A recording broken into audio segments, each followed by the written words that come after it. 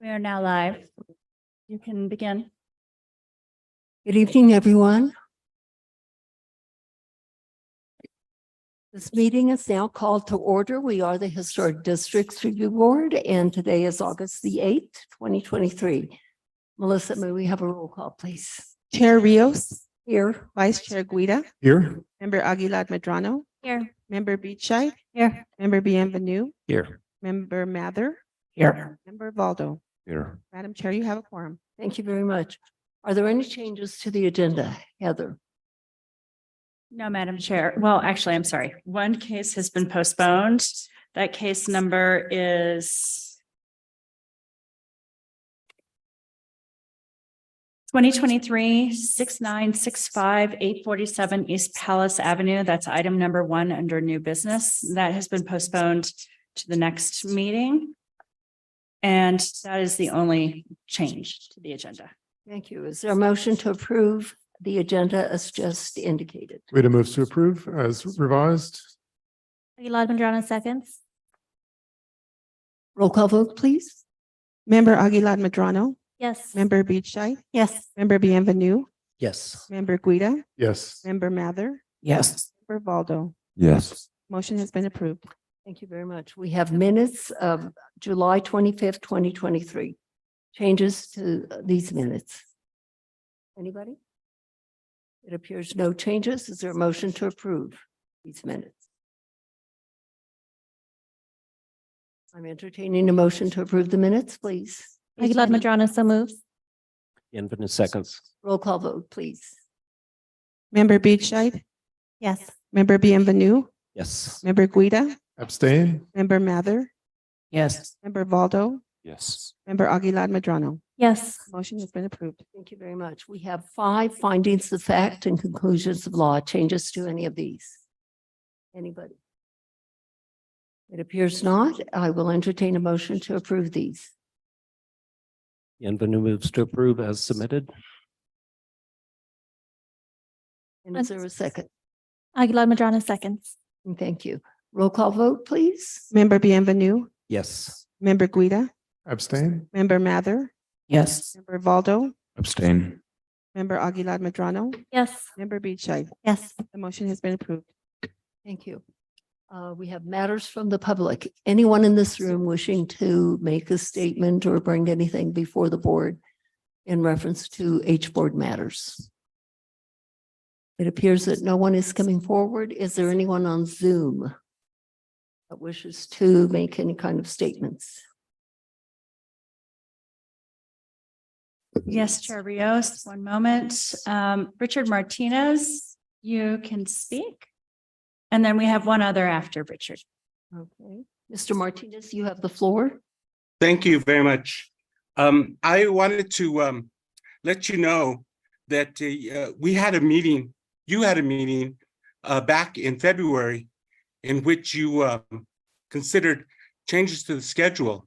And those changes are not working very well for the designers in this community. I had a project that I submitted in February of this year, and it was only approved in June of this year. It took that long to get before the board for this project. I have another project in which I submitted for administrative approval in March. I was told that I needed to have a meeting before the board on that change. That meeting has not been scheduled yet. I'm still waiting for that meeting to be scheduled. I have a third project in which it was under construction. The owners found another 2.5 feet to the setback, 2 feet 4. So they made that change. They asked for that change. I was told I needed to do an administrative approval. I did that. I was told because it was a change to the square footage, because it's 2.5 feet bigger on one side, that I needed to go before the board. That meeting has not been scheduled yet. This is under construction, or the construction was halted because of this need for a board meeting. I urge the board to help in all these things. Thank you very much. Thank you, Mr. Martinez. Heather, did you wish to comment in reference to Mr. Martinez's comments? Thank you, Chair Rios. I will certainly do research. Maybe Mr. Martinez can email addresses to me and we can see about what we can do to address those issues that remain. And with reference to the turnaround, we are recovering from a low staffing and just doing a lot of training and the like. So I will examine our agendas and the applications that have come in to see where we might need to make sure we address those things. Thank you. Thank you. And who is the other speaker? That is Stephanie Benenato. Ms. Benenato, you may unmute. Thank you. Can you hear me? Yes. Okay, great. I too know of a few applications that haven't been acted on for over a year and seemingly have fallen through the cracks. But I wanted to bring to your attention that at what used to be Garrett's Desert Inn, I'm sorry, I didn't remember the name of the hotel it's called now, across from the state land office. They have at least 4 very large HVAC units that are totally visible from Old Santa Fe Trail. It is hard to believe that this board would have approved that, and they have come to you for, I believe, approval before.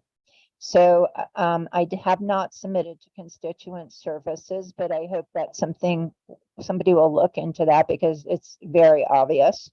And then the other one that I noticed was also on, I believe, Sandoval and Montezuma, across from the old Galisteo Inn and just a little bit down from the courthouse. It's an office building with some lawyers in it, and it too has a very big HVAC system that's visible from Sandoval Street that I believe is also new. So I'm asking that you look into it because I believe the board has jurisdiction over both those areas. And then I just want to say that whoever has been starting to do diagrams showing primary facades and non-primary facades in color, that, well, you can see it online at least, that it's so helpful to be able to see that. It's very clear visually what facades are actually being considered. So I wanted to thank that change, whoever is responsible for that change in formatting. Thank you. Thank you, Stephanie. Anyone else on Zoom? No, Chair Rios. Staff communications, do you have anything under that? Yes, Chair Rios, there's going to be a renovation of this room, the chambers, for audiovisual purposes and to change the carpet. And so the next meeting that we're going to have is going to be over at the Convention Center in the Peralta Room, I believe. And that we will reflect, well, we have reflected that in the newspaper ad, and it will be reflected on the agenda.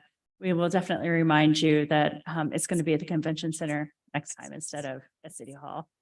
And furthermore, there was one item that was submitted to PrimeGov, some comments regarding 578 West San Francisco Street. That was postponed until the next meeting. The applicant was not yet ready. And so we will include that in the packet associated with that case when you see it next time. Is that it? That's Madam it. Chair. That's it for now. Yes, Attorney Rubali. Since we have 2 relatively new members of the Historic District Review Boards, I have given you my business cards. As you know, when I finish editing the findings of fact and conclusions of law from drafts that are sent to me by the planning staff, I send them out to the board members, but some board members just want them all at once in a packet within a couple of days, like 3 days before the board meeting. But other board members would like to see them right away. So I have a group of board members that I send them to right away, which means they get them one at a time over a period of several days. And they can get back to me with any comments or revisions that they think are necessary. And then I have another group of board members that get the findings of fact, conclusions of law all in one packet, so they don't get several emails, they just get one. If you would please email me on my email address on that card. First of all, give me your email address and then let me know. Do you want to see the findings of fact and conclusions as soon as they're edited, which means one at a time? Or do you just want them all in a single packet when they're posted to PrimeGov? You let me know. Thank you. Thank you, Fred. We have nothing under old business, and we have 2 cases under new business. I do have to tell you that about appeals. If you disagree with the decision this board renders this evening, you do have the option to appeal to the city council. That can be done 15 days after the findings of fact and conclusions. You have up to 15 days after the findings and conclusions have been adopted and approved. With that being said, we'll move on to the first case this evening, which is located at 220 Rodriguez Street. And it appears that the applicants are coming forward. And may we have that staff report? Thank you, Chair Rios. This project is located in the downtown and east side historic district. Case number 2023. I'm sorry about the typo. 7073 HDRB, and it is at 220 Rodriguez Street. Just for a little bit of background, this case was previously heard with an attached studio, which the board approved the renovation treatments to the house, but not the attached studio. That went to City Council for consideration, and the City Council upheld the board's decision. So the applicant is now returning to provide an alternate design this evening. So the subject property is located on Rodriguez Street to the north of Palace Avenue. And the site is somewhat unusual in that the street, there is a big easement that goes behind the house. So there's no buildable area in that location that is an access drive to homes further up the hill. And then on the south side of the house, there is a sharp grade that goes down the hill. So this is the street view of the house. There's also going to be another street view as you're coming up the hill. You can see a portion of the existing house, but not the entire house as it is concealed by the coyote fencing. As revised, the applicant is proposing a approximately 300 square foot addition, but it's not an addition, freestanding studio addition. And will not be connected to the historic structure. Furthermore, there will be a portal that is proposed at that southeast corner of the building. Here's a closer view of the studio, and you will see that it is bermed into the hillside. It will have to be bermed into the hillside, and there are stairs on the exterior as well as on the interior that will access both the outdoor and indoor spaces. This is a view of the existing and proposed north and east elevations. In your packet are drawings that reflect the existing building. This set of drawings illustrates what the HDRB approved for the existing main residence. And then, as you can see here, the studio building is detached from that main residence. And the height varies from approximately 13 feet 6 inches to 16 feet 2 inches. The permitted height in this portion on this streetscape is 16 feet 8 inches. So the subject building is lower than the permitted height. And here are some views of the proposed building with context associated with the existing building. You can see that the proposed studio is going to conceal a portion of that facade, but not the entire facade. It is sort of a difficult site to work with. And so the applicant has really tried to reduce the height as much as possible. There are undivided light windows on the east elevation, but those undivided lights those windows are not publicly visible. Furthermore, there's a proposed undivided light window and door underneath the portal, which is commonly considered okay per the Historic District's ordinance and complies with standards. The windows that will face the south and the west elevations will be divided light. And One moment. There we go. So this is an illustration of the grade. I just wanted to note the change in grade. The applicant might have better drawings than I do that illustrate it, but you can see that there's about 5 stairs down that go along the side of the building and, which sort of is estimated at 2.5 feet approximately. Grade change over the site, at least where the location of the footprint of the building is. And a rendering has been provided by the applicant illustrating the detached studio with its relationship to the existing house. And you can see that 13'6" dimension, and then as the grade drops off 16 feet 2 inches. And there is an existing yard wall and coyote fence that is approximately 5 feet, just for reference. And so with reference to the staff recommendation, staff finds that all design standards in the downtown East Side Historic District have been met. At the site visit, we discussed, whether sharp parapets are considered recent Santa Fe style. And we can certainly have more discussion with the applicant about exactly what is intended with those parapets. And staff, or I'm sorry, the board might recall at the last hearing that more contemporary design was discussed as a way to differentiate the studio from the existing house.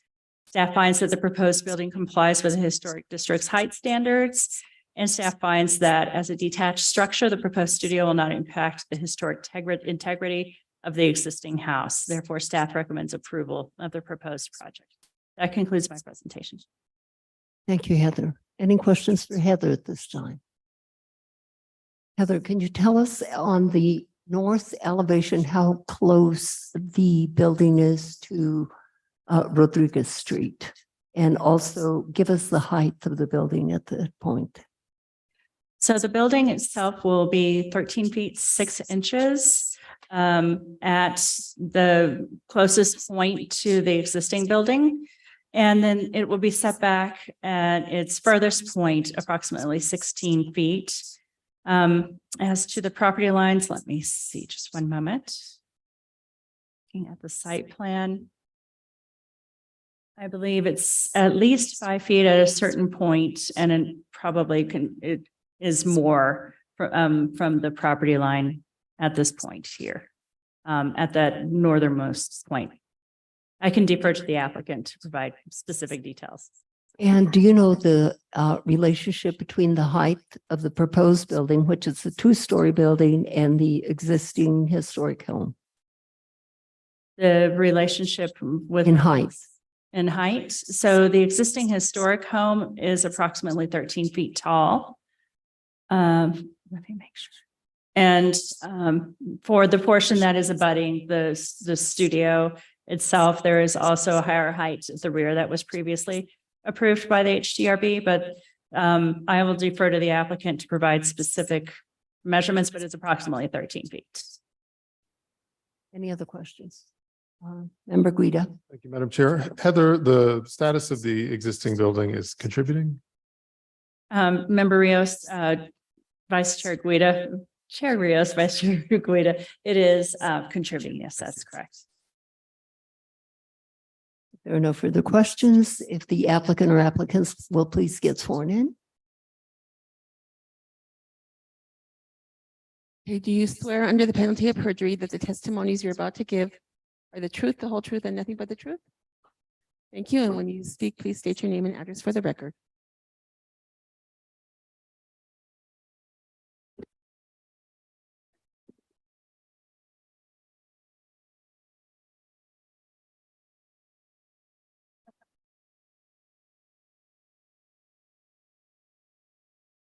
Stephanie Sanston and Brian Sarazin at 220 Rodriguez. My name is Carl Summer, P.O. Box 2476, Santa Fe, New Mexico.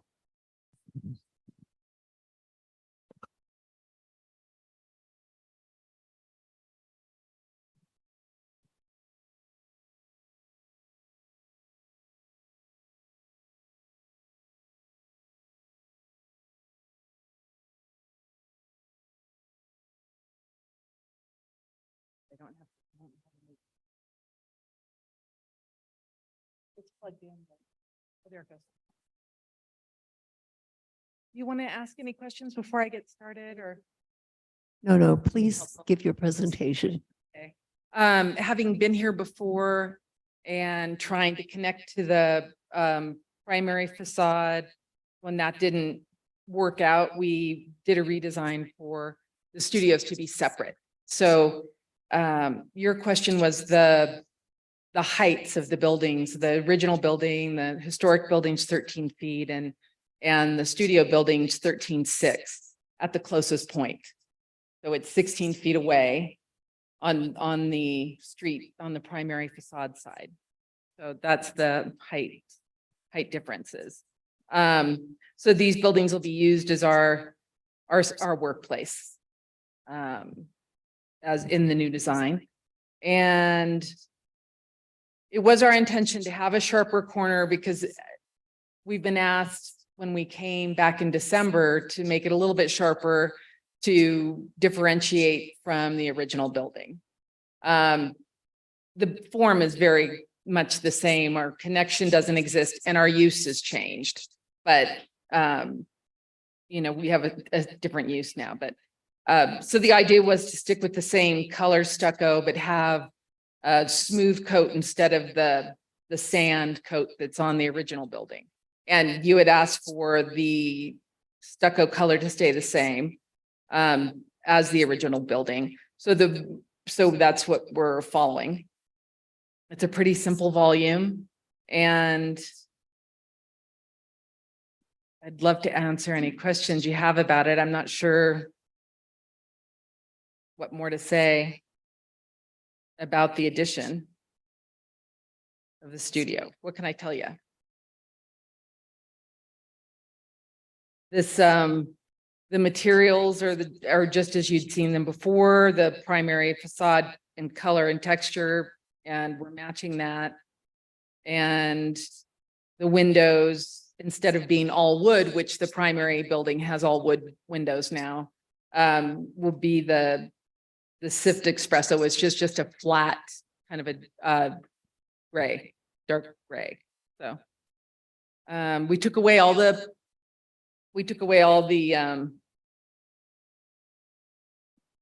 sorry, just trying to catch up to where I was last. We don't have any connection to the two buildings and we have no shade structures either, just not to have any confusion about the new and the old. The rubble wall will tie those two, visually tie them together, but you can see the entire face of the primary facade now.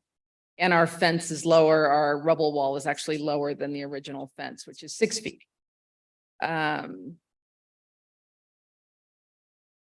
The only portal that's left is the portal in the private yard, which is on the south side.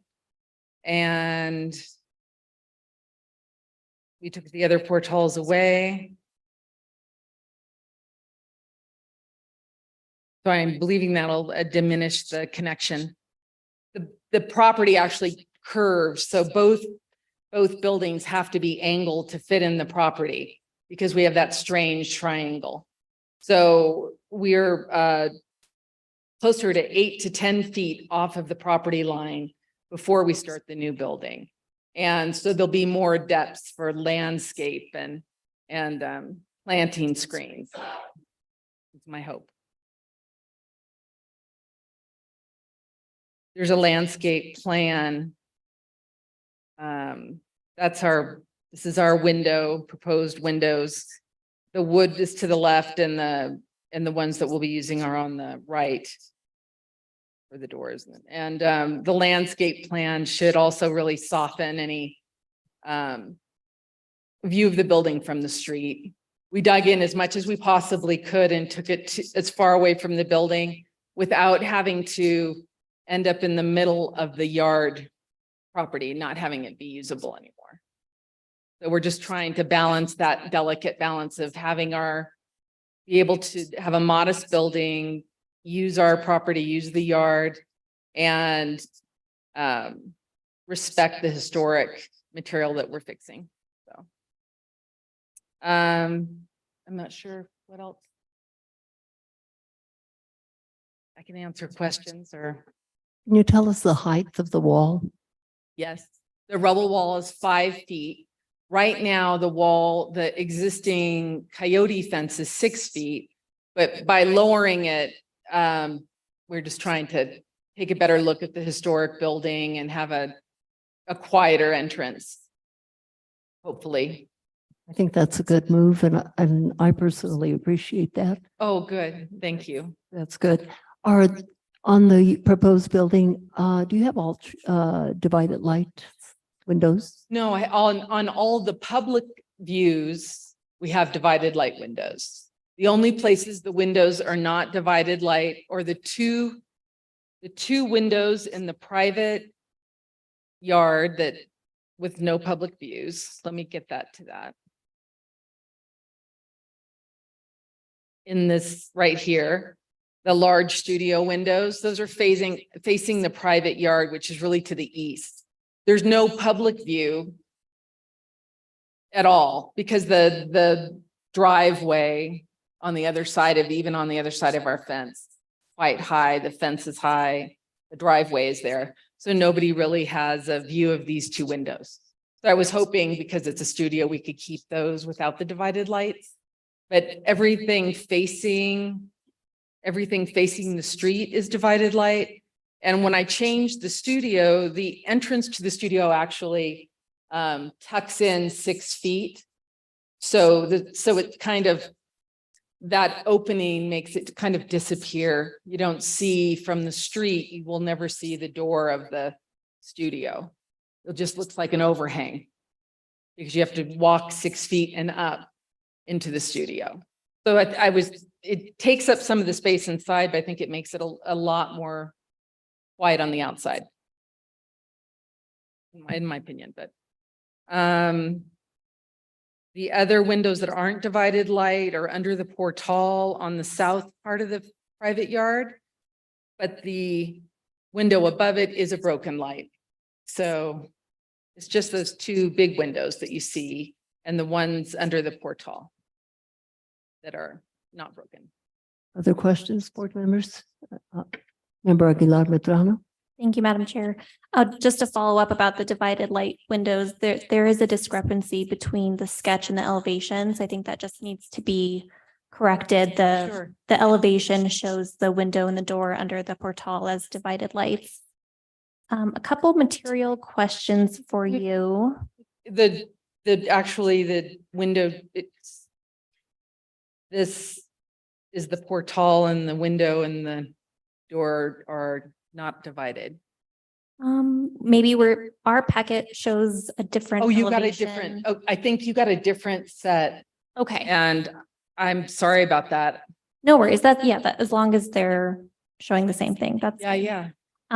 So a couple of material questions. Sure. Is this a cistern on the south side? Can you give a description of what that looks Say it like? one more time. Is it a cistern on the south side that I'm seeing coming off of the canali by the? Yeah, it is a cistern. What is that material? Is it painted? Is it steel? No, it's steel. It's Just raw galvanized. That's part of the building that's dug down in. So you'll never see the cistern from the street. You can see when you drive up the street, the fence at that point is 12 feet tall and with also a curb. So it's hidden. I didn't draw it. We didn't dig it in because I would prefer to have it out if it's not going to be a problem. Mhm. Yeah. Okay.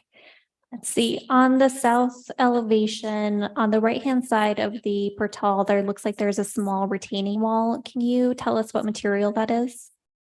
And it's most visible, oh, you can see it there too. I'm looking at the sketch. I see. The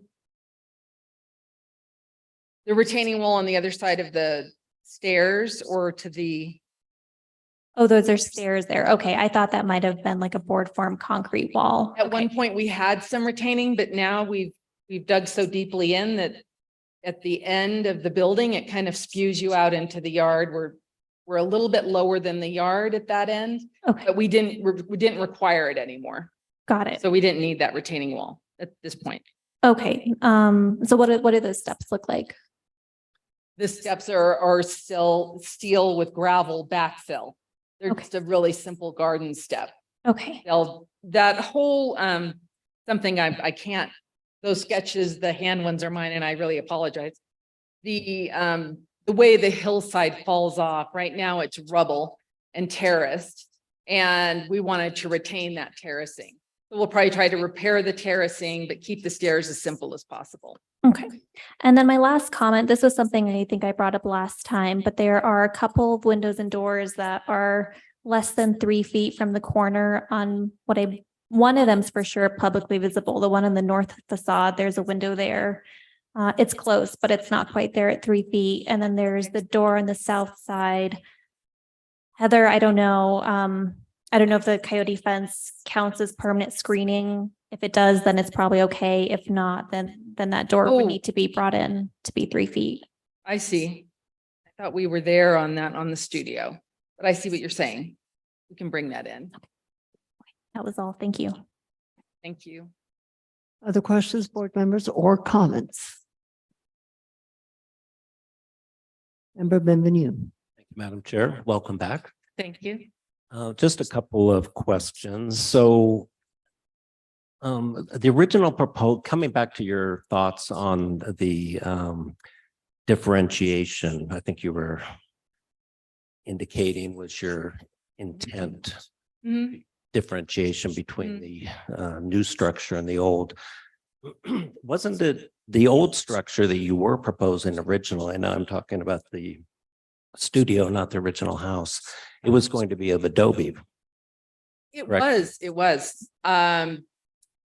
with the line times, it's been a year and a half of this process and, I'm starting to get concerned about the cost of Adobe.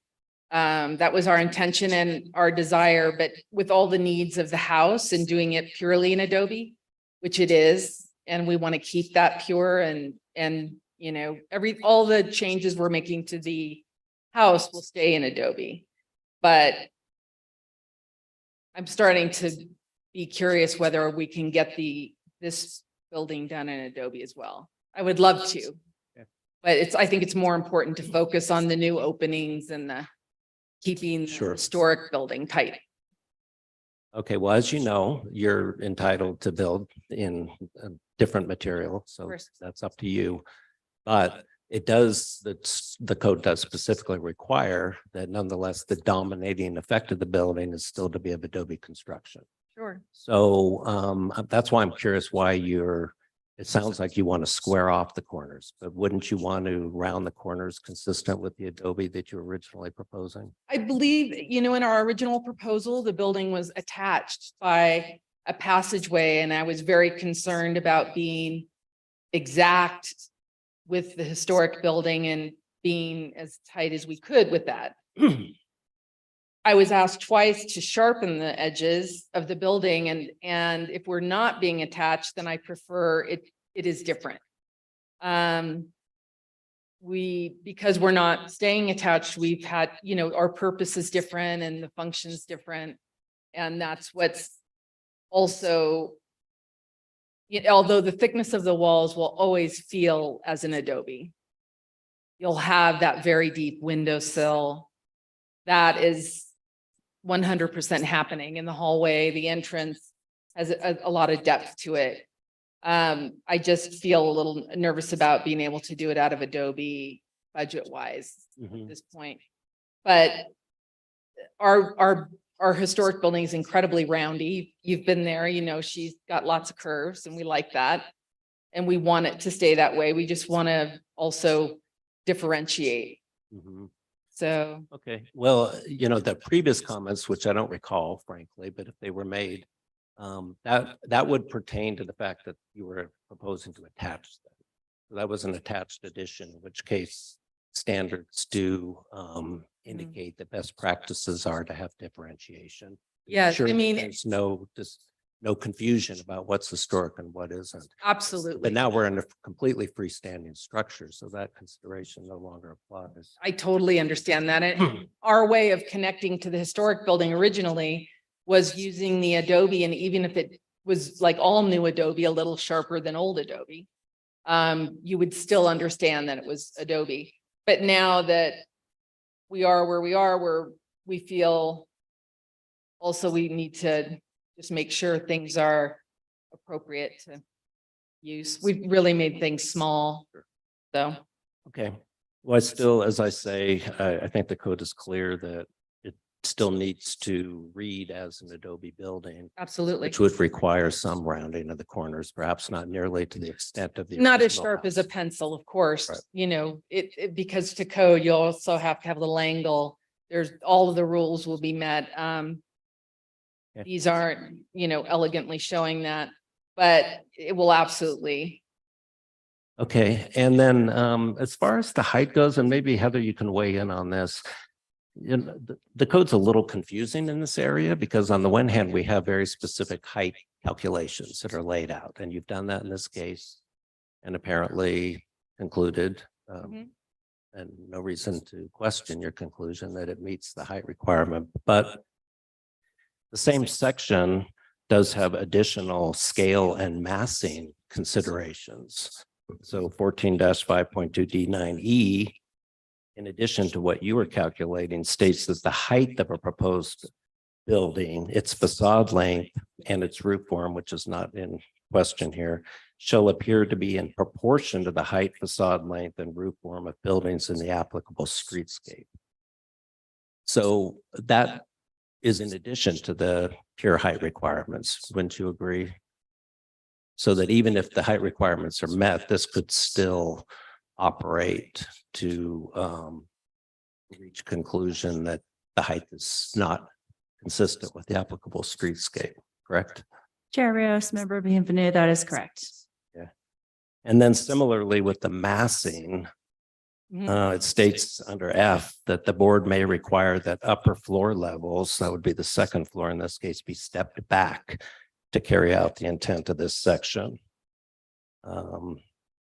Such that the proposed step back of upper floors is in harmony with the massing of the applicable streetscape and preservation of the historic and characteristic visual qualities of the streetscape. That would also be in addition to the pure height calculation. Chair Rios, member Bienvenue, that is correct. So, I mean, you know, the building is interesting because it's in looking especially at the building on site today with the in the streetscape and with the story poles. It's basically a tall cube, and you know, it does seem a little out of place, to be honest with you. I completely understand what you're trying to accomplish. So that is not in question. I get. No, I understand. Thank you. If I can just say that the code, the way I read it, and I know the code can be confusing, there's so many layers to it, but contributing additions can be 2 stories and up to a story taller than the original building. We were asked to bring down the building originally, and we did. This building is only 6 inches taller than the original building. And my concern, and the reason we made it 2 stories, is if I can dig it in, I could save the scale. And that scale was really important to us. The building's only 17 by 22, and it's 6 inches taller than the original building. And it's these buildings on our property, as you probably saw when you were there today, are the lowest buildings of all the buildings around us, are 10 feet taller, 5 to 10, just immediately in the compound. And so it's a delicate balance to have the space that we need to work and dig in, and we are 5 feet dug in. And I hope we don't, you know, run into anything that we don't know about yet. But we did our best to balance all those things. The building is also at an angle. Both buildings are at an angle. They're both shooting off, as you saw probably today. So it's a tricky balance. Did you consider the possibility of a larger footprint to get to the same square footage without the height? I'm very concerned about getting closer to our neighbors and losing all of our property, you know, our yard. We're both big gardeners. I know that might not be something for other people, but it's really important to us to have some privacy and space. And we also both work at home. So our neighbors this allows 20 feet before we get to them. And that's a nice quiet balance because they spend a lot of time right there too. We're close. It's a tight little space. So I did think about it, but I was also worried about the scale because I can't imagine a 17 by 44 building here, but when it feels a lot more petite when it's 17 by 22. Okay, I think that's arguable, given. I hear you. I totally hear you. Given the height. We wouldn't have room to do that building. So. But we had considered it. Yes, we considered all shapes and forms. At setbacks, The setbacks we're deeper, we're farther away from the street than is from the back. second floor. Oh, a step back.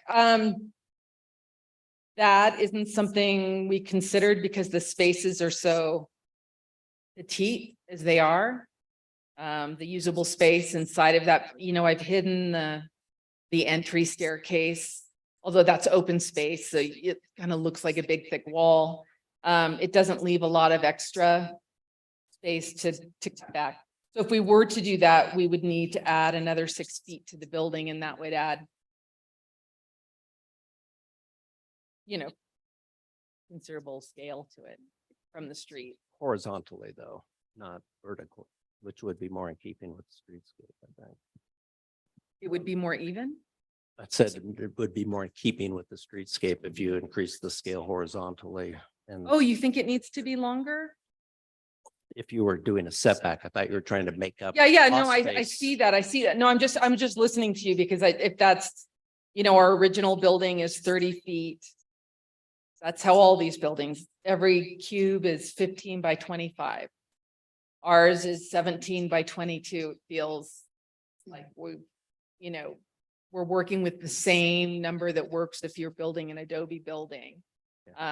This is the scale that you could get to comfortably. This is the wood you could find for the roof and the parapet. So I thought about the historic scale of it. Last question was on the portal. Yes. Is that, it's a steel portal that you're proposing? Is that right? Steel post, but coyote, more of a shade structure, no solid roof. Will the steel post be visible publicly? No, it's all in the private. So that's south end and only from that lower patio. That's all I have for right now. Thank you. Thank you. Any other questions, board members, or comments? Member Bescheid. Thank you, Madam Chair.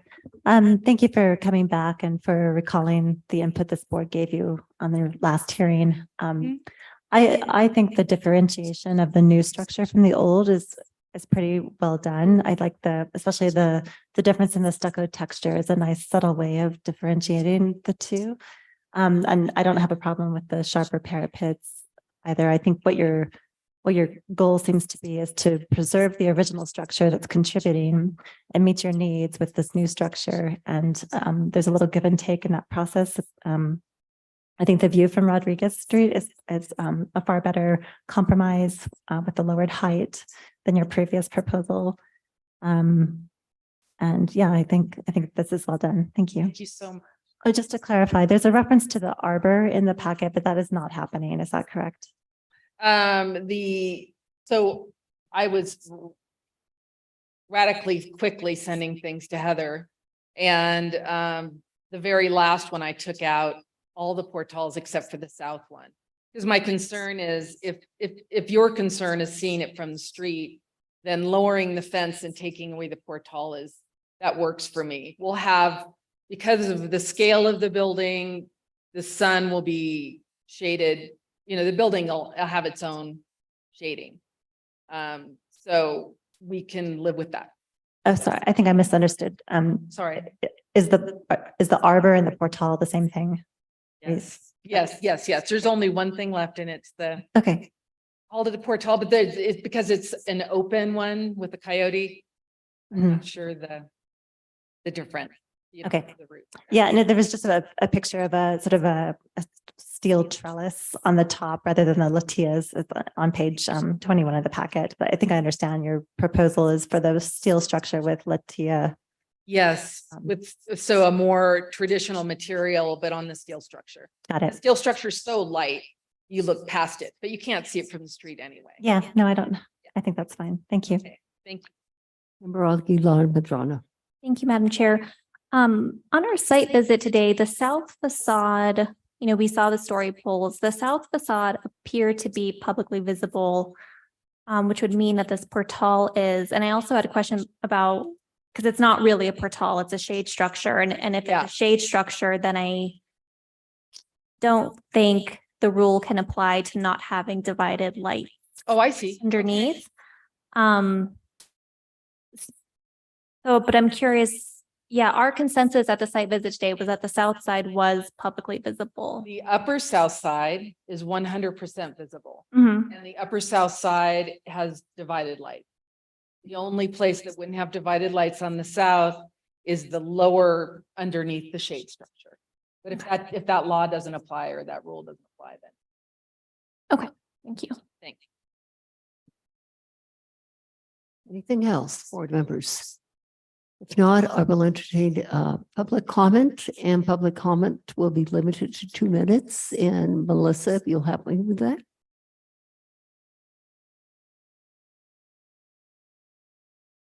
Do you swear under the penalty of perjury that the testimony you're about to give is the truth, the whole truth, and nothing but the truth? I do. Thank you. Please state your name and address for the record. My name is John Eddy. My address is number 14 Avenida Campo Verde, Santa Fe, New Mexico. Madam Chair, board members, thank you for coming in on a rainy night. My concern is height. And I think matching the height of the existing structure is problematic. I also think that squaring the parapets in this case is going a little overboard in the effort of differentiation of these structures. I think they are differentiated by separation physically already and window treatment. Question I would like to be asked of the applicant is, what is the ceiling height of both their first and second floors? Thank you.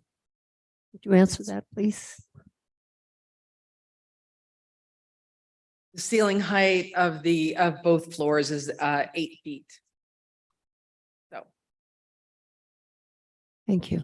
Anyone else in this room wishing to comment on this project? Appears not. Anyone on Zoom? Yes, Chair Rios, Ms. Stephanie Benenato. Stephanie, you may unmute and please state your name and address for the record and be prepared to be sworn. Stephanie Benenato, P.O. Box 1601, Santa Fe, New Mexico. Do you swear under the penalty of perjury that the testimony you're about to give is the truth, the whole truth, and nothing but the truth? Yes. Thank you. Thank you. I think that the walls, parapets need to be squared. I think the windows need to be 3 feet back. I also think that you could easily have a setback for the second story by extending the first story out about 5 feet, which would take you within 15 feet of your neighbor's lot line. But again, that's the distance of a backyard in a normal city lot. So it's quite a actual, big space. I really appreciate that the applicant separated the structure so that it's very clear that they are, that it's different. I too would like to see divided lights on the first floor on the south side. And from what I could see of one of the elevations, I only really could see half of the primary facade of the original structure. I don't know if once you get past the new structure that you would actually get to see the whole primary facade. So that's just a question that I have that maybe you all know because you went on the field trip. Thank you. Thank you. Anyone else on Zoom? No one else on Zoom. Board members, I will entertain, yes, Member Guida. Just a few comments, Madam Chair. We spent, I mean, this is the second time we're seeing this case. The first time it was presented, it was requesting exceptions for additions to a primary facade. I thought it was a strong design concept at the time, and I was in favor of the presentation then. I'm happy to see the case back. I think the applicant has done a great job at addressing the previous board comments on this case and the board's decision. I think, you know, I have a little concern about, as I do often, you know, the strict letter of the law versus good design sense. We have a very tiny building here. You know, some things like the 3-foot corner rule may be difficult to maintain at the scale of a building this small. There's just not that much territory left over. Holding the applicant to that rule, in my mind, you know, may meet the letter of the law, but, you know, certainly what we're seeing tonight in terms of the design presentation, the scale of the windows, where the openings are, where they are relative to the corner makes sense with the scale of the building. I think the discussion, and I agree with Member Beachside about differentiating the building, and the applicant has done an admirable job of differentiating contemporary construction in historic district, doing sharper but not completely 90-degree corners on the stucco. In my mind, is quite acceptable. And I also like the proposal to match the stucco color, but not the texture exactly, using a smaller or using a smoother stucco for this. As far as the discussion of Adobe appearance, you know, we play, this is a bit of a charade that we play with the historic districts and this board week in, week out. We approve buildings that give the appearance of Adobe because they have stucco on them and little more. It's not because they are made of stucco. They may have slightly rounded corners. That's it. The discussion about redesigning or inviting the applicant after all of this process to redesign for the scale of the streetscape, in my mind, is a little silly. This reads as a 1.5 story building from the streetscape. There are others in this streetscape. It's tiny. We're talking about compatibility with streetscape. It does not present as a 2-story building on the street. I don't think because because it doesn't, I don't think that any discussion of a step back is appropriate for the proposed project. I think, you know, in this discussion, I think one of the things that I really question is, you know, we approve projects with far less design quotient, far less design thoughtfulness, week in, week out on this board. You know, we know the code is imperfect. I don't understand why we would weaponize certain aspects of a kind of flawed code against a particular project, especially one that's gone through so much stuff, and especially one where the applicant has revealed that certain nice to have features have been eliminated from the project because of the amount of time, cost, effort, suspending a contractor, bringing them back in for a second phase of the project has gone into this. And so, you know, my concern is, you know, maybe this is why we can't have nice things, you know, that the over reliance on the word of the law and not design sense is not providing the results that this community wants. That's all I have. Thank you, Member Guida. Any other comments or questions by the board? It appears not. I will entertain a motion, please. Madam Chair, I'll make a motion. You have the floor. So in case, and Heather, if I'm wrong on the case number, let me know. Case 2023-007073 HDRB 220 Rodriguez Street. I move that the board approve the project as submitted per staff's recommendations, noting that the stucco color will match the historic building but the texture will be smoother. It won't be sand finished like the existing. It'll be a smooth stucco finish. That the corners will be sharper than the existing building, but not 90 degrees. They will have some radius to them, but otherwise they will differentiate themselves. And noting too that the packet as presented tonight in the hearing on the monitors show undivided lights under the portal on the lower story on the non-visible facade facing the yard and in the portal recess of the main upper door, and that those are acceptable. Is there a second to this motion?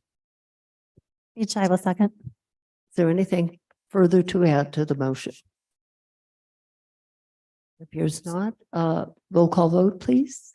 Member Guida, Yes. member Mather, Yes. member Valdo, Abstain. member Aguilar Medrano, No. member Beachai, Yes.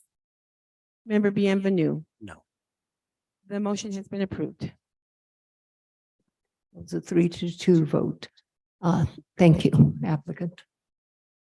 The next case is located at 161 South Armijo Lane, and the applicant or applicants are here.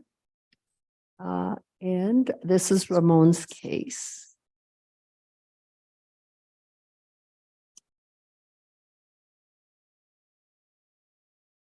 Good evening, Madam Chair and members of the board.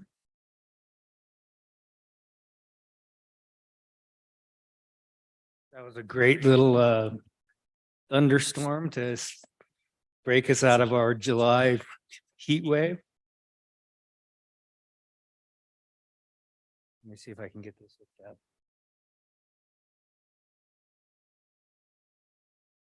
Oh, that's right.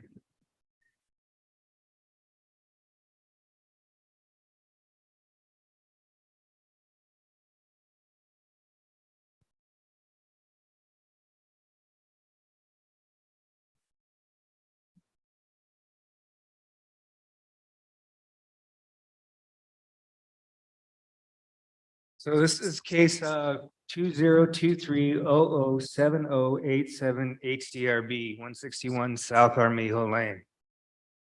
It's in the downtown East Side Historic District.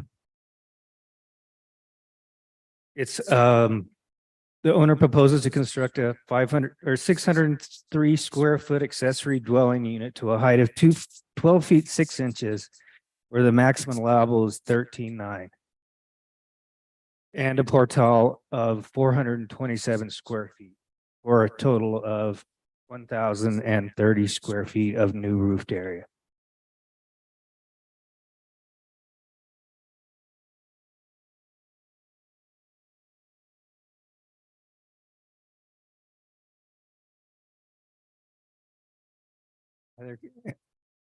Just like the one screen.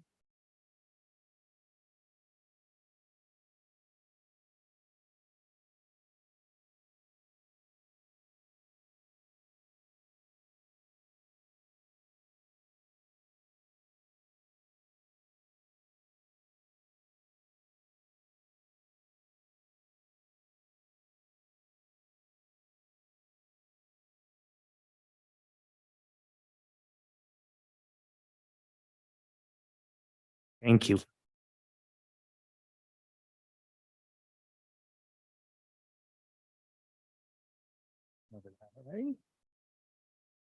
The property is located just south of Sierra Gordo Road. And you can see that kind of sinuous road that's along the north of Sierra Gordo. And on the lower right or the south east is the rectangular road, which is South Armijo Lane. Highlighted in this image is the condominium complex that was approved, I believe, in 2003. And the space highlighted in red indicates the infill for the additional dwelling unit. It's my understanding from the applicant that when this was designed that that was purposely left vacant to allow for a future additional dwelling unit.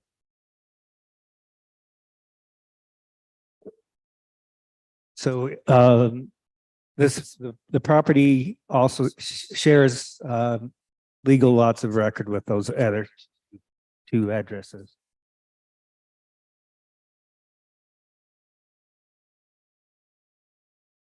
Here I'm showing a street view of where the proposed additional dwelling unit is going to go. Outlined in red is the actual structural wall that will attach to the adjacent unit.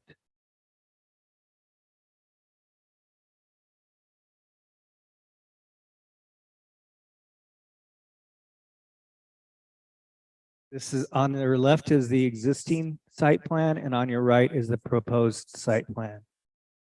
On the right, I've highlighted the additional dwelling unit itself in red and the proposed portal in blue.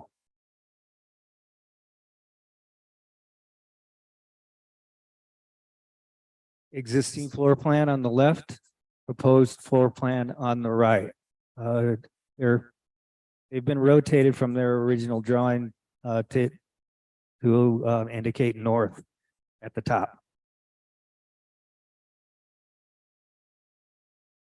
This would be the existing street view, which would be the north elevation. That's the above, and then below I've highlighted in the dashed red what the structural wall for the additional dwelling unit, that kind of makes up the exterior of the portal. It's not actually the dwelling unit itself.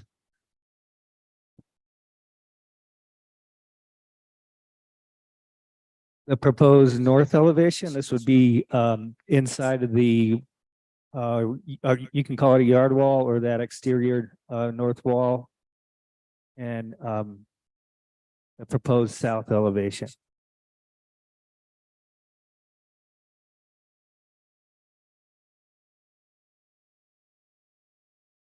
The proposed east elevation is on above, and the proposed west elevation is below.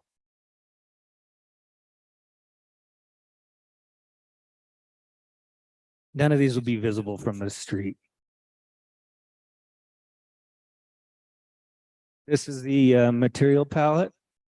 They're proposing to match the stucco that's attaching to the immediately adjacent unit to the east. And the wood wall the wood door that would be facing to the north would be made up of this wood.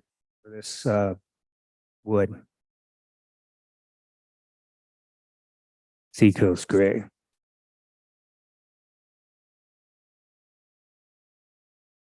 Staff recommends that the approval of the proposed application as it complies with sections 14-5.2 E, general design standards for all historic districts, and 14-5.2 E, downtown and east side design standards.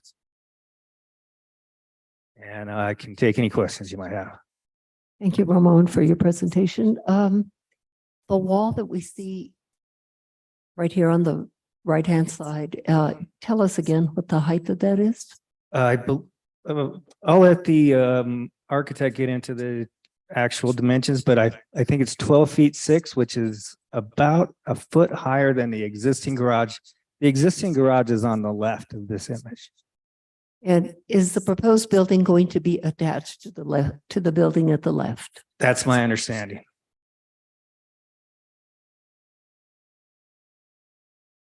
Thank you for now. And Let me go back to the site plan so we can get a closer look at what you're. There you go. So you can see it attaches directly to that adjacent garage. But the dwelling unit itself is not attached to the existing adjacent unit to the east. It's just that portal and that exterior wall.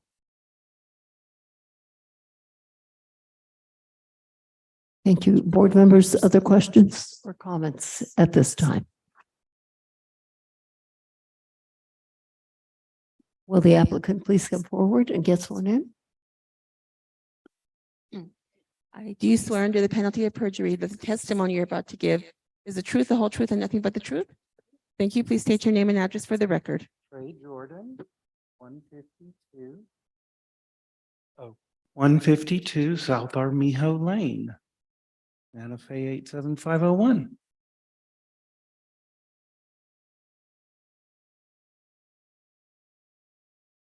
Good evening, Mr. Jordan. Hi. What else do you have to tell us about this project? Not, I mean. Not much. I mean.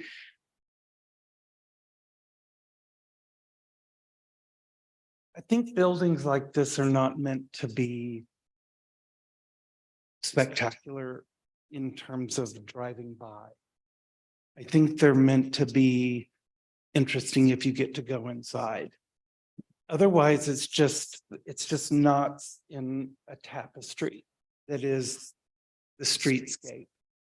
And so it's just a simple, small building that if you're lucky enough to get invited over, you go inside and the world unfolds. So Let's see what questions board members have or comments. I'm happy to stand for any question. Board members, questions, comments? Member Aguilar Medrano. Thank you, Madam Chair. A couple questions about materials and colors. The stucco is labeled as a custom color based on Sahara. So is the existing structure, is that actually Sahara or is it a custom mix? It's a custom mix. Okay. Similar, which I know that's a vagary that's makes the board uncomfortable, but but it would match exactly what you saw today on your site visit. Okay, so yeah, because it's not a color then on our list of approved stucco colors, I think that's something we would have to work into a motion tonight. Can you tell us a bit about the appearance of the material color of the door on the street facade and then the accent above the door? I'm assuming that's a steel. Meaning the lintel. Mhm. I was thinking the lintel actually would be quite handsome in kind of a darker bronze color. And then the door would be that kind of weathered gray, which I think we list as seacoast gray. So sort of a weathered gray door with a dark lintel. And would the door be, it looked like the other doors on the existing building were just a solid metal. So would they match? No, it would be wood. It would Okay. be wood. And I think like a horizontal, like the little photograph of the gate, like a horizontal plank. Okay, and then I guess this is really a question more for staff, but the yard wall on the streetscape, it is a yard wall, so I'm confused at why the height restrictions for walls in that streetscape didn't come to play in the application. I don't know if someone wants to speak to that.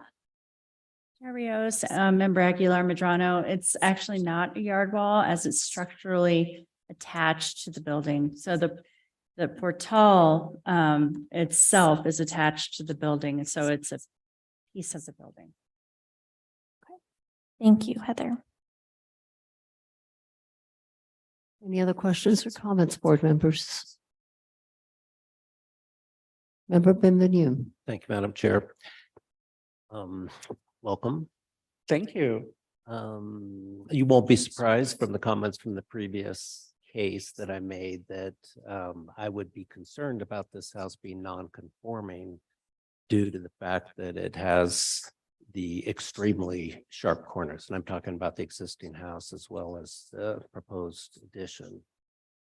How do you, no pun intended, square the requirement of the code, the recent Santa Fe style be designed to have the appearance of Adobe construction with that style of architecture that you're proposing? In other words, would you agree it's non-conforming? I would not. I think it would be an interesting conversation to talk about weathered Adobe versus Adobe. Historically,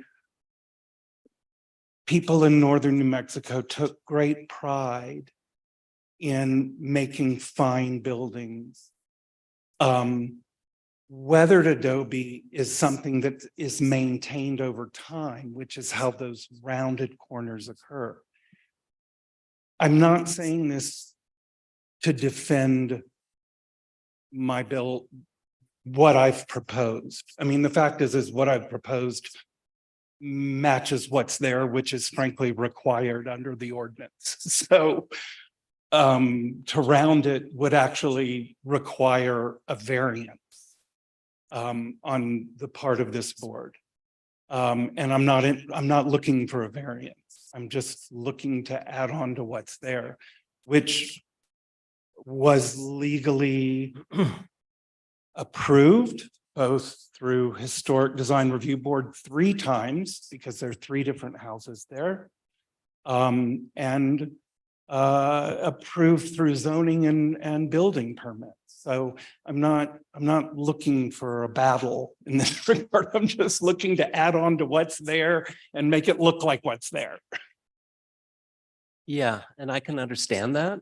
I mean, when we had our conversation on site today, I think there was a general consensus that the existing building is non-conforming in the sense that it does not appear to be made of adobe.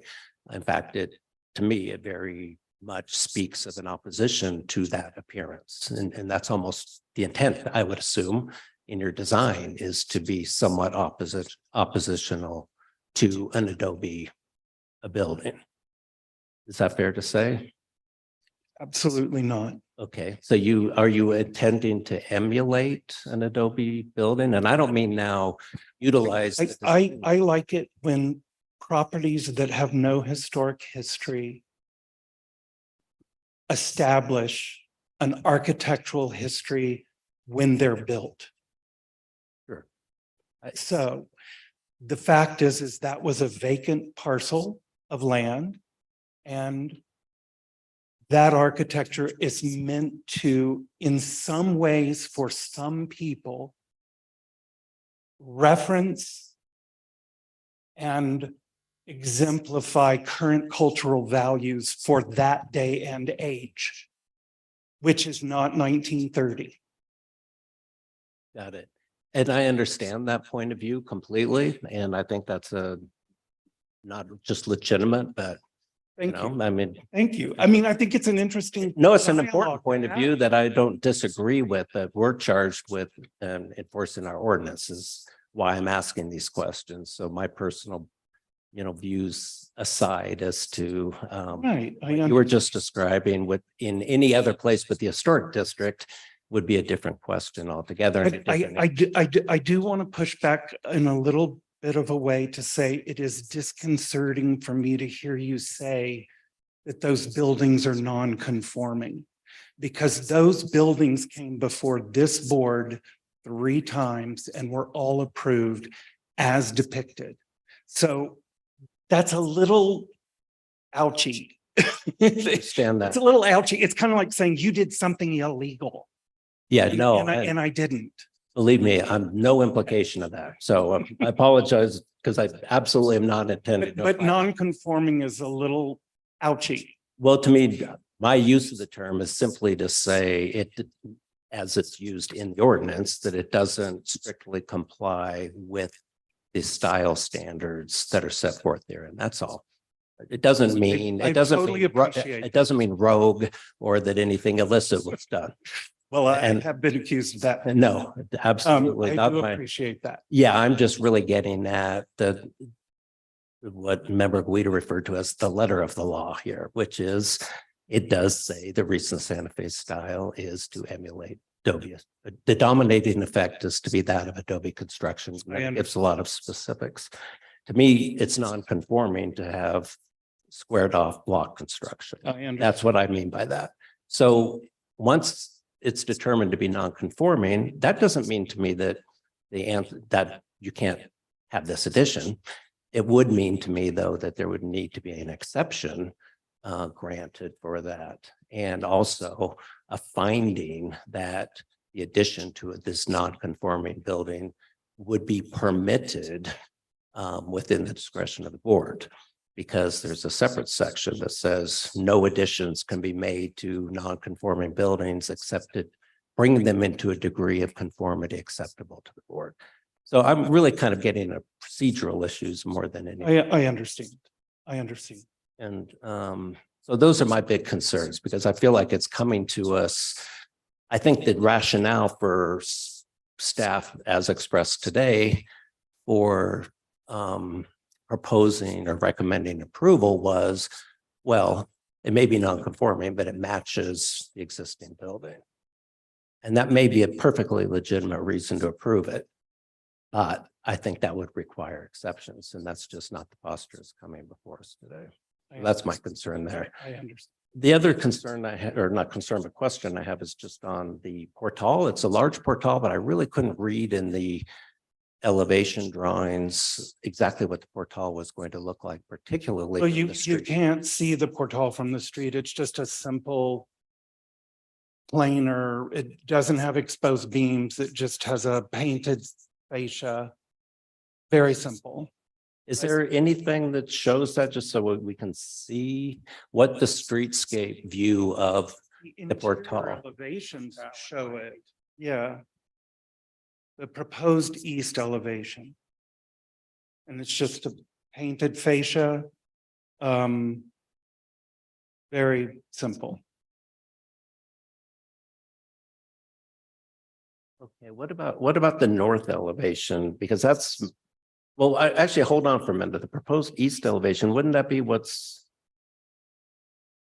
isn't that what's facing the garage? It's yes, correct. When you come in through the front gate. So that's not publicly visible, I don't think. Correct. Okay, so what I'd like to see the publicly visible portion. There's only the north elevation. Right, so that would be the north. And potentially something on the west.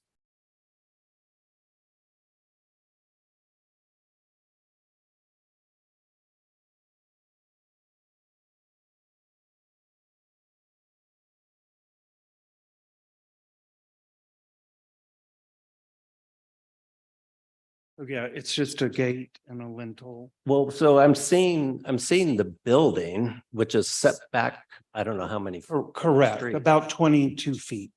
But isn't there a large portal between that and the road? No, So you can't see the portal from the street? no, that's what you see from the street. Okay. Okay. Thank you very much.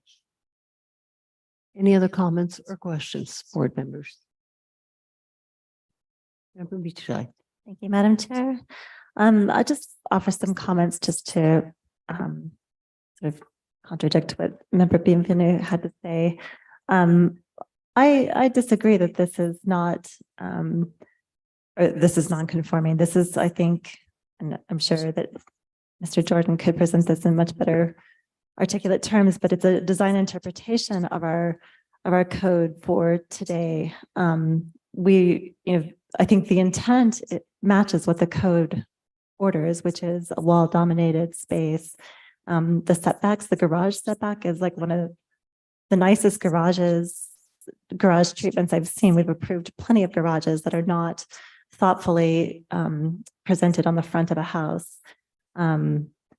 We have approved many contemporary new construction that includes the use of large windows, narrow windows, use of metal, sharp corners, all of which are not as artfully designed as this building. I think the presentation of this kind of building in combination with what we are charged with preserving, which we might consider the authentic original Santa Fe style, just serves to sort of highlight those buildings by providing a counterbalance to sort of modern interpretations. So I have no issue at all with this design. I think it's beautiful. Thank you. Any other questions or comments?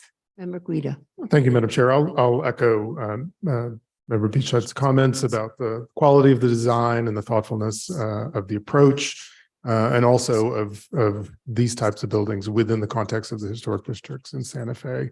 I'm extremely happy to hear Mr. Jordan's response about why this is important to do and why it belongs in the fabric of the downtown and east side historic district.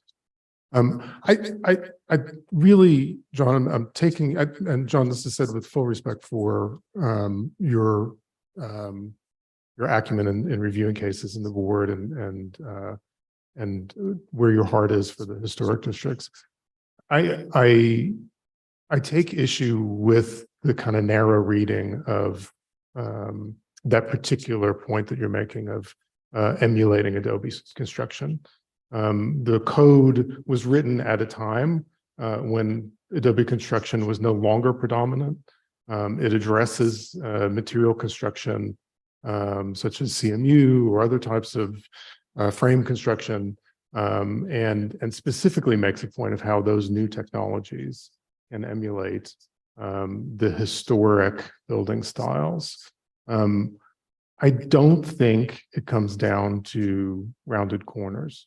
Member Beach pointed out that, you know, it extends to other aspects of crafting and designing buildings, how the openings are made, that they have parapets, that you know, they have openings that are of a certain size that could be spanned by wood in an Adobe wall, those kinds of things.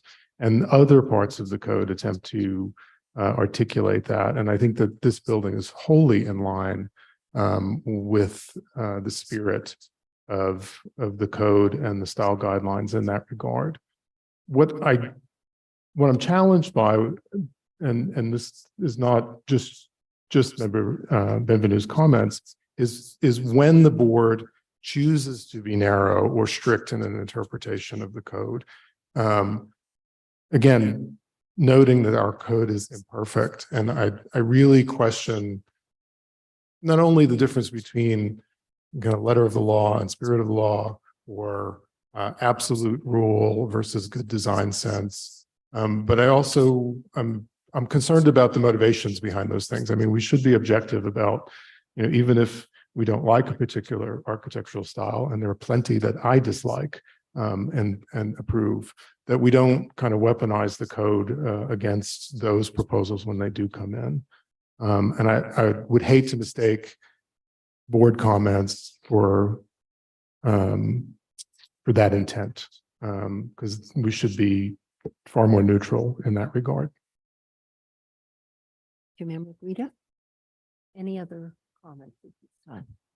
I'll have a comment. Anyone from the public? I have a wishing to- comment, Madam Chair. Oh, Just a yeah. quick response. Yes, excuse me, Member Benvenue. No problem, Madam Chair. So I appreciate everything you said, Member Guida, and of course, I also very much respect your point of view, as well as Member Beachside's. First of all, I just want to make very clear, this has nothing to do with personal preference, my views on this. I do not personally prefer a rounded corner building in all cases, and in many cases, I would much prefer this. My only concern is to interpret the code as written, because that's all we're charged to do. So it's never my desire to decide whether I personally like a design, and I hope no board member is ever deciding these issues based on their personal preferences. In fact, that's the very reason the code has standards, is to prevent us from using our own unfettered discretion. We're not the good design board. We're not here to help design attractive, handsome buildings. We are volunteers who've been charged with interpreting a code and applying that code in a quasi-judicial manner as written and as ordained by the governing body. They're the ones in charge of the code. That code, in my mind, has already answered most all of these questions. It's very clear that the dominating effect in the historic district is to be Adobe construction. Of course, that means it can be out of another material, but it specifically requires that the dominating effect be of Adobe construction. That's not ambiguous in my mind. And that's, the council has had 60 years now to revise that if they didn't agree with it. And not only have they not revised it, they've added on several other provisions in the code that apply to state capital outlays projects, as well as school district projects, that also reaffirm that the dominating effect in the historic districts is to be that of Adobe construction. So that's what I'm trying to apply. And when I say it's non-conforming, this is not a personal judgment on my part.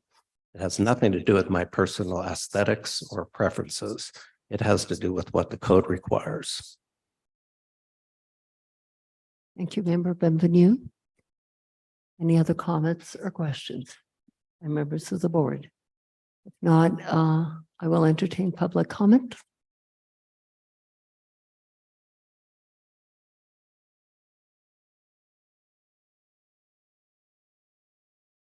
Thank you, Madam Chair, John Eddy, once again.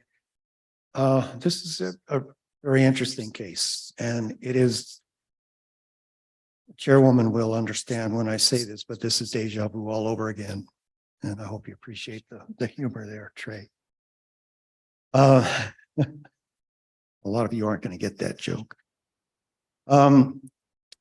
Question as to whether or not this should have triggered exceptions, I think, is at the crux of the matter. And I don't think that's going to be resolved tonight, but it's something that you folks need to concern yourselves with going forward.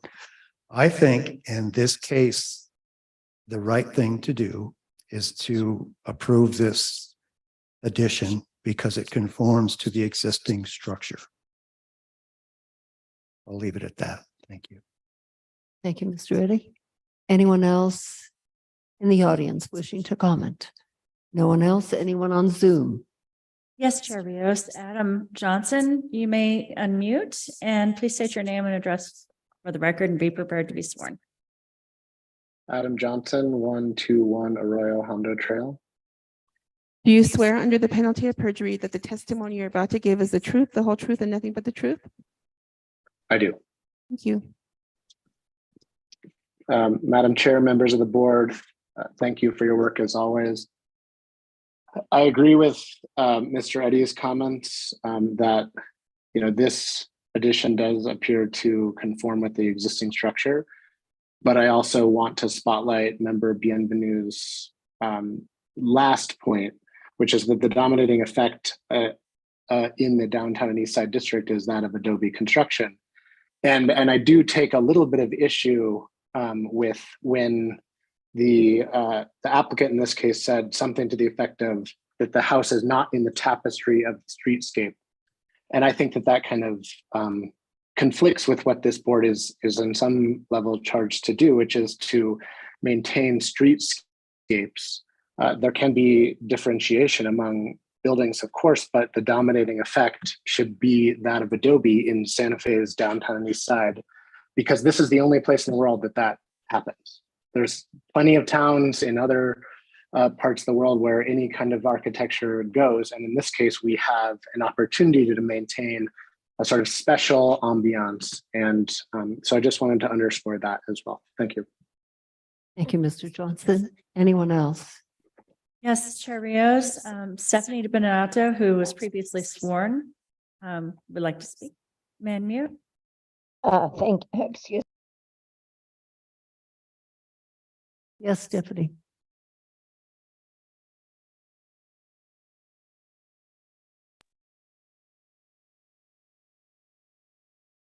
Unmute. Okay, can you hear me now? Yes. Okay, sorry about that. I think that, well, first of all, I'm deeply disturbed by the use of the word weaponization, which to me is a very negative dog whistle that is being used in certain political circles.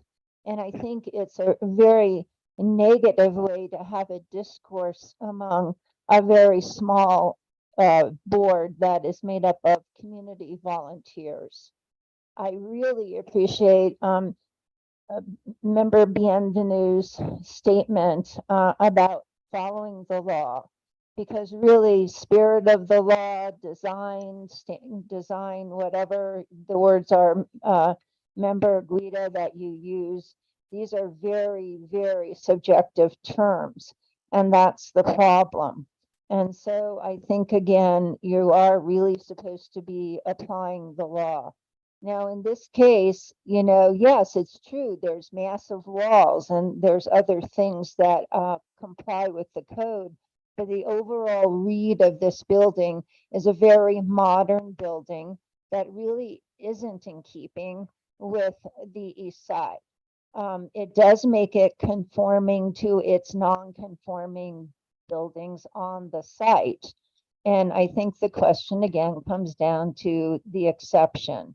do you need an exception when you are adding on to a non-conforming building? Because 1452A6 definitely says that an owner can make a non-conforming building less non-conforming if the board approves it.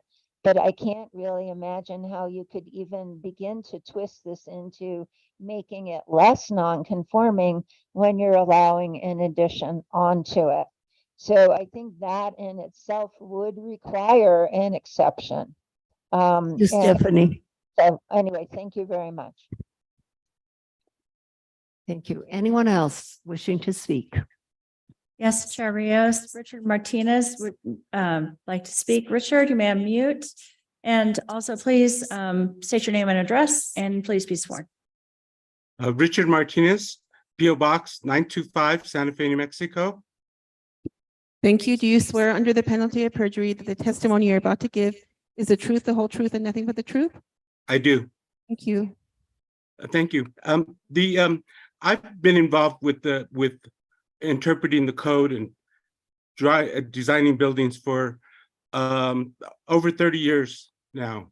The intent of the code is not to make buildings look as if they are individually completely made of or somehow imply that they are made of adobe.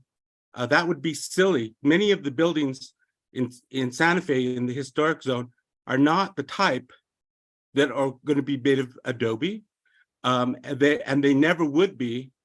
It's intended that those buildings are compatible with the streetscape, that they give the impression of wall-dominated sort of buildings, that they have the proportions of adobe buildings. It's not that they're trying to be adobe.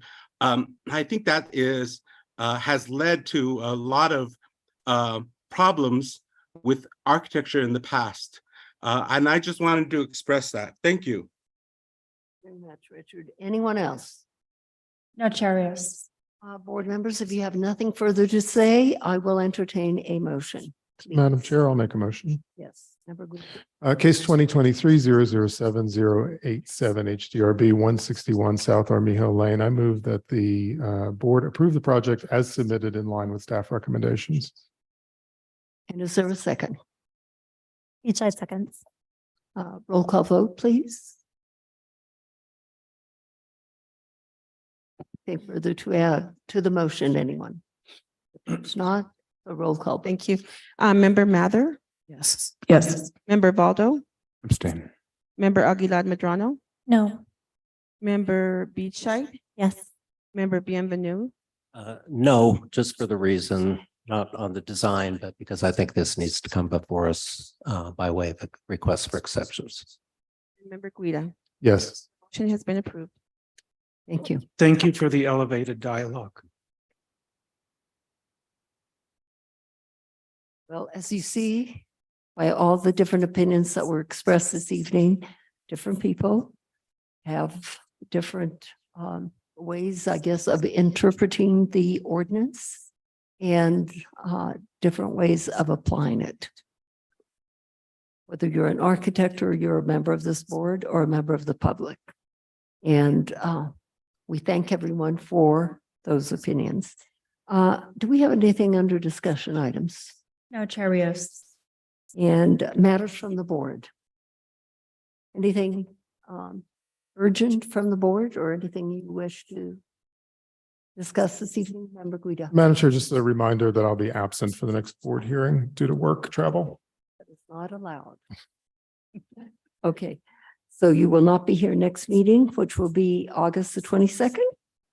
And if there's nothing further to say, I will entertain a motion to adjourn. Guida moves to adjourn. Aguilar Medrano seconds. And roll call vote, please. Member Valdo,